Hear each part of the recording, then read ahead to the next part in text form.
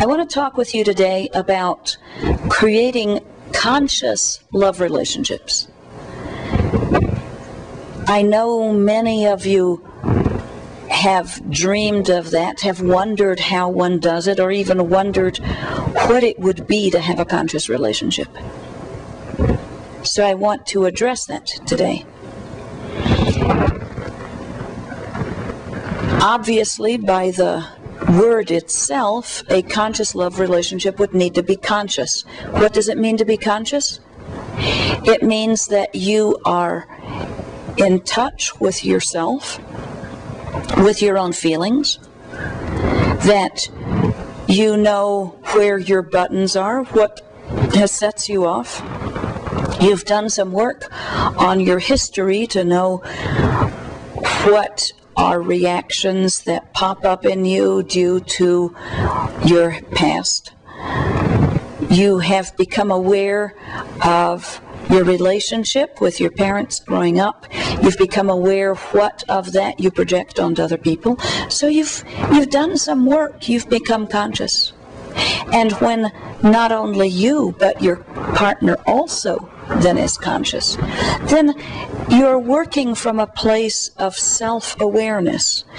And where in that self-awareness, you take responsibility for what you know is you or what might be you. You're willing to look at what might be you in conversations and questions that come up.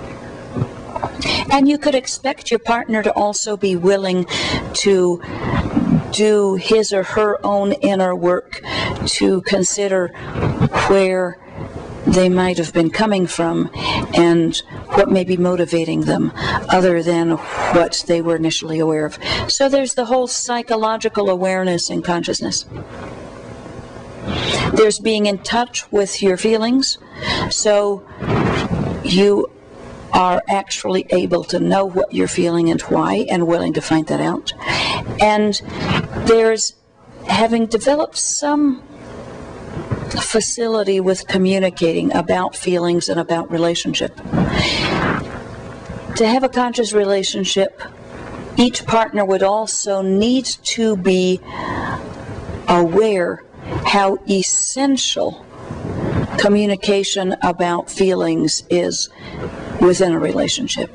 It's not a luxury. It's not something maybe someone likes and the other one doesn't, and therefore has to be tolerated. If each of the partners is not able to speak about their deepest feelings, or not willing to, or doesn't think it matters or is important, then that emotional connection will never develop very deeply. If they're not able to share thoughts and enjoy those together, they won't be able to have a very deep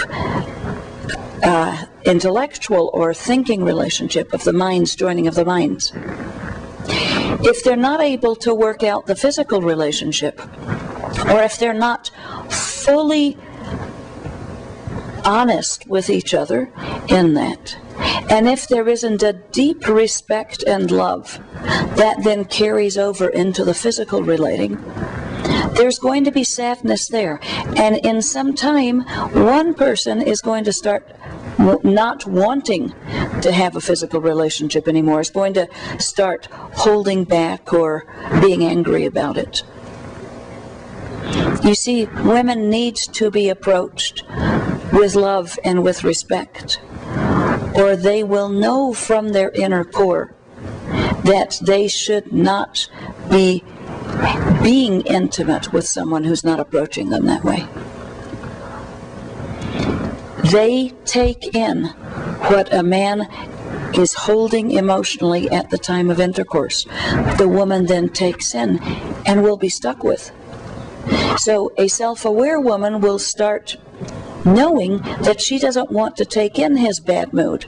She doesn't want to take in his sexual stimulation just so he'll feel better afterwards. If he's not approaching her with love and with respect, she needs to say no, or she won't feel very good afterwards. So there needs to be consciousness around the sexual relating. And No relationship is really complete without there being consciousness about being spirits, that we are spiritual beings. If you can relate emotionally and intellectually and physically, but the spiritual doesn't come up, there will still be a gap in you, because we human beings are those things. We are all of those things. And when we come into relationship, we need to be coming together in all those ways. When a couple is newly looking at committing and coming together, they need to consider the spiritual. You may think, oh, I don't care that much, the other person doesn't care that much, it won't matter. I hope it will matter to you at some time. I hope at some point you will awaken to being spiritual. And if you know that now, if you know you're spiritual, I suggest you not make a commitment to someone who does not have that kind of a commitment also. Why? You will be able to do your spiritual life even if your partner does not. That is doable, and everyone has a right to and should anyhow. But you will be lacking that connection together. You will feel that you have these other areas that you're together in, but that you don't have that way to relate and be together.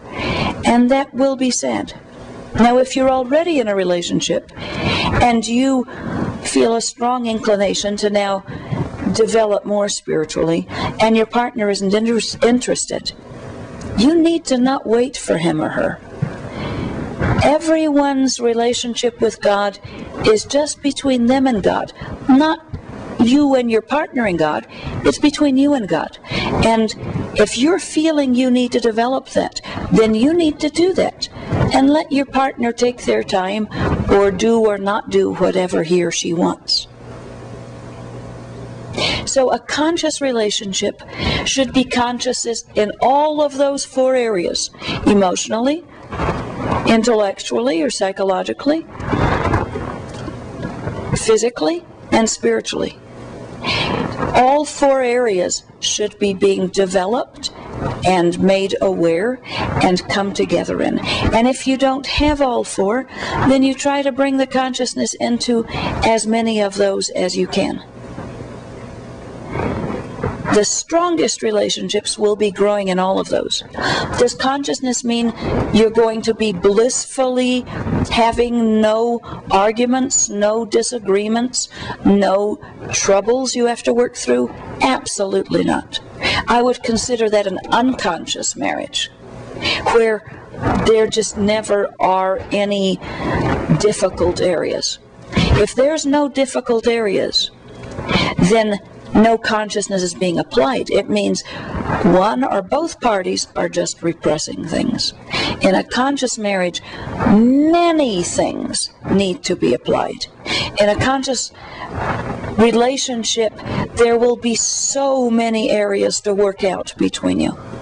There needs to be an absolute honesty, an integrity to hold to your word in a conscious relationship. A willingness to be absolutely faithful, not just physically faithful, but also in your mind. If you commit in a conscious relationship, you don't allow your fantasies to wander elsewhere. You commit body, mind, heart, and soul. When there's that integrity and that commitment, something wonderful can grow. It will take time. It's not just the wild initial being in love part.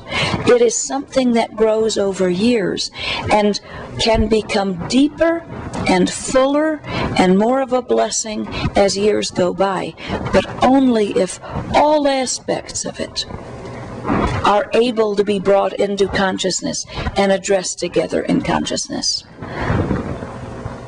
This is what I hope for each of you, if you're in a relationship or if you're starting a new one, that you will choose to make it as conscious as possible, that you will not leave the spiritual aspect out, That you will not settle for not doing the spiritual yourself because your partner doesn't want to. But that you will move forward in your spiritual relationship and give your partner freedom to choose to do that or not, according to what they feel they want to do. And through your consciousness, may you be a blessing to those around you.